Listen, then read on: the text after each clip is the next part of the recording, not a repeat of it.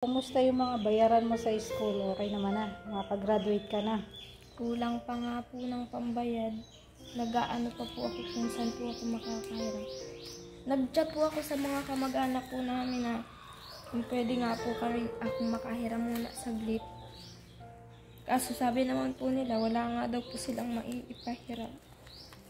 Kapag di ka nakabayad, di ka makakagraduate. Hindi po namin marireceive yung toga. Parang malilate po. Hindi po problema po talagang kailangan makabayad kasi hindi po kami makakasabay sa graduation.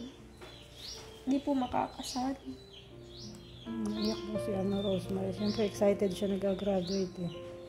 Tapos kulang ng pambayad. Magkano pa ba yung kulang mo sa school? 667 na lang naman. Nautay-utay ko na po nung pag nagkakapera, nabigay naman po ako. Yan po, ay wala talagang maiibayad. Hello everyone! Good afternoon. Nandito po tayo kay Rosemary sa haunted house. Sana po may tao kasi nung punta namin nung nakaraan, walang tao. Sana may tao na ngayon. Tao po! Pero bukas naman ang pinto. At tulog yata. May radyo. Tao po!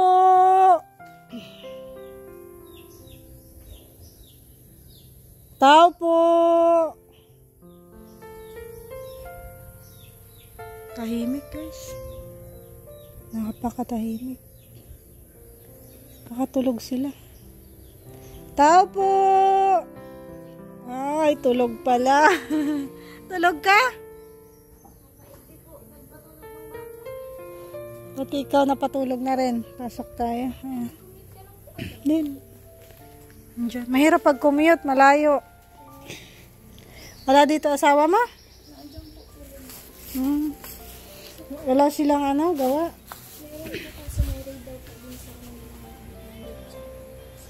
Wala, delikado pala dun. Nare-raid pala. Yan, pasok tayo mga kaginip. Tayong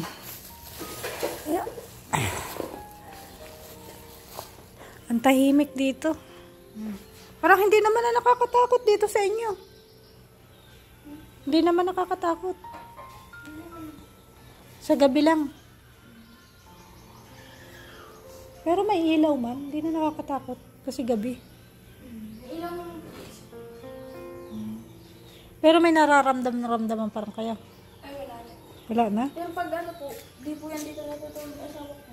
Di po ako natutulog. Pag kayo lang mag-ina. Oo nga. Malayo yung bundok niya? Mga 25 minutes po ang lakad. Malapit lang.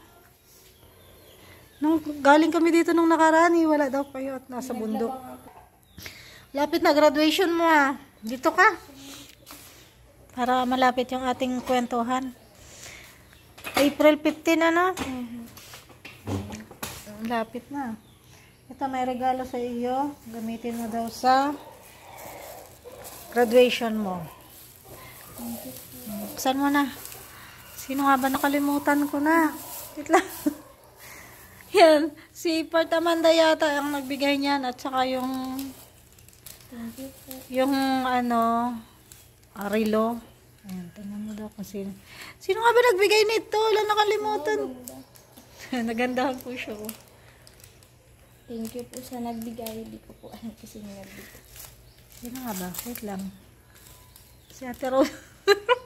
Sino nga po bang nagbigay? Ayan, basta nakalimutan ko po. Kung si Ma'am Milo, basta yun pong nagbigay ng hikaw at relo kay Ma'am Rose, kay Rosemary. Ayan, ibinigay na po natin. Ayan, magagamit mo yan sa graduation mo. Wala kayong mga practice. Bukas po, maghapon po kami sa school bukas. Practice. Oo, grabe init. Ano susuot nyo sa Bukas din po ang release ng toga namin. Tapos Tapos, po, Dress na lang, ano? Dress po ang Ilalim. May dress ka naman, ha? Meron naman ako. Ay, may binigay ako sa'yo nung nakaraan. Pwede na yun. Bagay yun din yan. Kita mo yung binigay ni ano. Yung white po. White ba yan? Ewan ko. Basta. Pero marami ka naman yatang dress. Marami. Tingnan nyo. Pagkatapos ng ulan, init naman. Anak mo, tulog. Sukat mo daw, baka malaki sa'yo. Pero pag, pag malaki, paputulan mo na lang. Pag maluwag.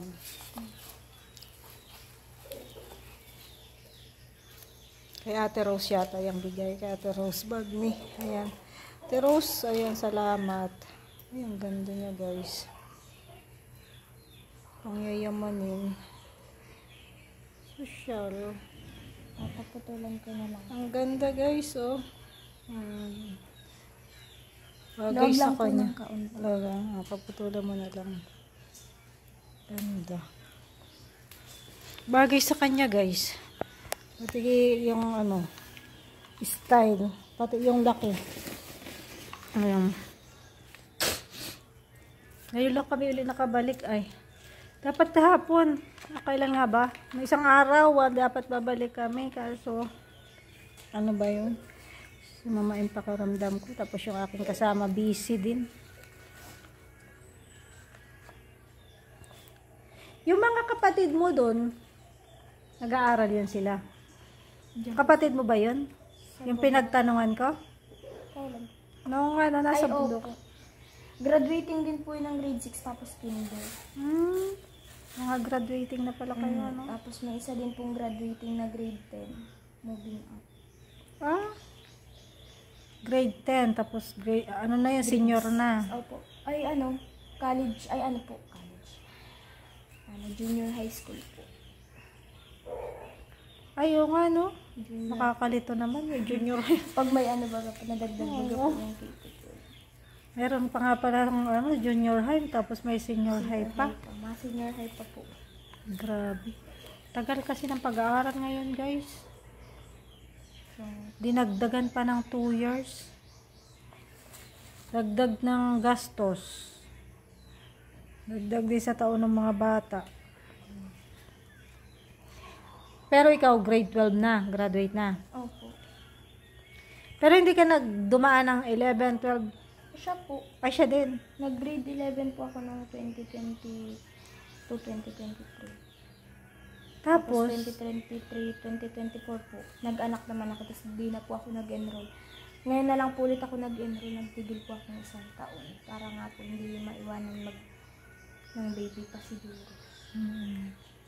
tapos nag-module na lang. Okay lang din naman at pwedeng mag-module. Yun din yung Sa kagandahan. college lang baga po ang hindi. Bawal naman na po mag-enroll. Hindi na siguro na po ako mapa-enroll ng college. Hindi ka na mapa-enroll. Nag-iisip po siya. Pero gusto mo talaga sana. Sana po. Kaso ay ganyan nga po. Financial problem. Kaya di na rin po siguro muna. Pag na lang. Iipon muna muna trabaho, sideline, tapos ipon. Marami namang mapapasukan Mahanap na lang po munang matatrabaho na. At baka po next month, magpabahay na kami kasi na-release na po yung titulo. Ay wow, na-release na yung nyo. Yung lupa doon, sa inyo pala yun? Award yun? Opo, yung pong Yung tinatambakan? Opo, yung nililinis. Ay, hindi po yung nandito sa may kabila. Nandito po siya sa kabila dito. Yung sa kabila po ng ay purok tres sa looban. Pero yung nandito pong maganda, hindi po sa Akala resort ko po yun. Resort pala yun. Gagawin po yung resort. So at least okay na. Mayroon na kayong lupa. Nag-aano na lang po kami ng mga trabaho nga po kami parehas para makapagpabahay po. Kasi parang 30 days lang po yung nakalagay dyan sa titulo na na dapat po mabakant yung lote namin. Pag hindi po napabahayan ay kukuhain po ulit ng gobyerno tapos magde-decide po sila kung kanina po ibibigay. Kasi parang hindi po namin, parang nalabas po na hindi po namin pakailangan kaya hindi pa po mapabahayan. Ganun po. So, ito yun. Yan po yun. Ayan, ang galing. Asa na yun? Certificate of Award. Ayan, meron na po. Certificate of Award. Ang galing po, oh. Inawardan sila ng lupa. Diba? Bahay na lang ang kulang. Dalnak Homeowners Association. Ayan, galing po.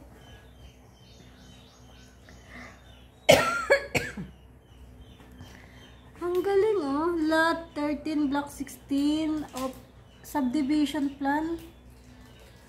So nakaplano siya na gagawing subdivision yung ano? Galing, ah. 291 po ako. Ay, 291 po yung nabigyan dito sa Dalnak ng ganyan po. Ng titulo po ng lote na magpapabahay. So, ano yan? Nakasali naman. Kailangan mapasimulan nyo na agad, ano? Kahit Kahit po dapat nag-operate daw po ng pagpabahay, pag na-release na po sa amin yung mismong place po ng lote, dapat po ay mapabahayan na namin. Kasi pag hindi daw po, ang nakalagay po kasi dun sa likod ng kasunduan sa titulo ay 30 day, after 30 days daw po ay ibibigay daw po sa iba. Kasi parang iba na lang daw po muna yung bibigyan para mapabahayan na po, hindi po mabakant yung lote. So, ayan. So, kailangan talagang mag-ipon para sa pampabahay, ano? Oh, kahit maliit lang po. Basta may nakatayo daw po, may makita daw po silang nakalagay na bahay. Hindi daw po bakante yung lote, hindi daw po pinapabayaan. Ang galing naman po nung ano nila dito. Samahan din. Ilang taon ka nag-apply ng ganyan? Matagal mo rin hinintay? Ano po, ngayon lang pong taon yan. Parang 2024 lang po. Tapos sabi nga po sa amin, nakasali daw po kami sa sa ganyan nga po sa bibigyan ng lote. Kasi wala nga po kami since birth po, wala naman pong namana sila mama na lote. Tapos kami, wala din naman po kaming mamamana sa kanila. Kaya yung barangay na lang po ang nagbigay sa amin para hindi daw po kami makikibahay-bahay na lang kung para kanino. Binigyan na po kami ng sarili po namin. Ang galing. Ang galing po yung ano nila dito, kapitan. Last term na po nun. Ay, last term na. Opo, salamat nga po at napili po kami sa dami po ng bibigyan ay isa po kami sa nabigyan. Oo. Ayan. Ayun nga pala, kumusta yung mga bayaran mo sa school? Okay naman na. Makapag-graduate ka na. Kulang pa nga po ng pambayad. Nag-aano pa po ako kung saan po ako makakahiram. Nag-chat po ako sa mga kamag-anak po namin na kung pwede nga po akong makahiram muna saglit. Kaso sabi naman po nila, wala nga daw po silang maiipahiram. Kapag di ka nakabayad, di ka makakagraduate. Hindi po namin marireceive yung toga. Parang malilate po. Hindi po problema po talagang kailangan makabayad kasi hindi po kami makakasabay sa graduation. Hindi po makakasali. Iyak po si Rosemary. Siyempre excited siya nag-graduate eh. Tapos kulang ng pambayad. Magkano pa ba yung kulang mo sa school? 667 na lang naman po. Nautay-utay ko na po nung pag nagkakapera, nabigay naman po ako. Ngayon po ay wala talagang maiibayad.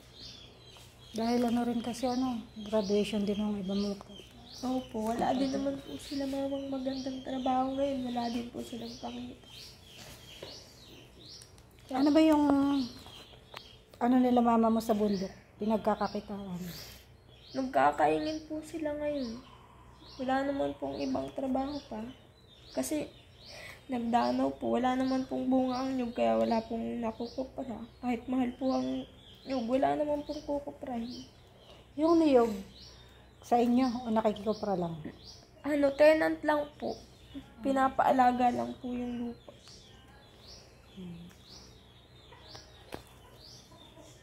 Yun po yung inaano ni Rosemary. So, para makagraduate ka, babayaran na natin yung school mo.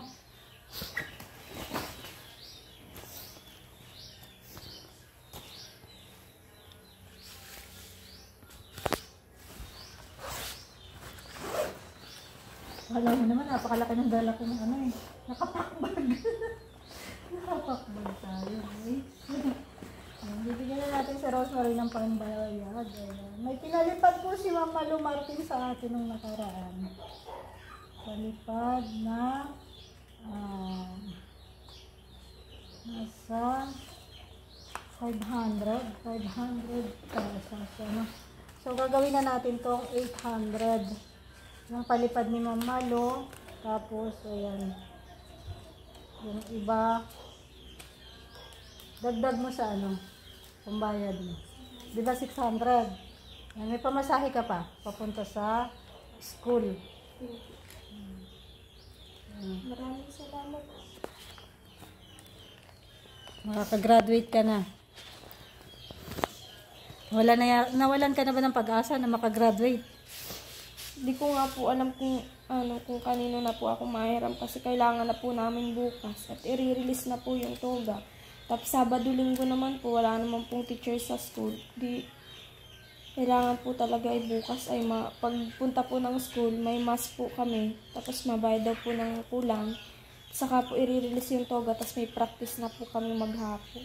Ayan. So, ayan, makakabayad ka na bukas. May pambayad na po. Anong nararamdaman mo ngayon? Medyo nabawasan na po yung isipin ko po na sa pambayad at meron na po. Tapos salamat po dito sa Relo at sa HIP para po sa graduation. Regalo yan nila para sa'yo sa graduation mo. Hindi ka man makapag-college sa susunod na taon kasi nga sabi mo may iba pang pag-iipunan, di ba, yung bahay niyo. Pero sana sa mga susunod nakapag-aral ka pa. At least nakagraduate ka ng Grade 12.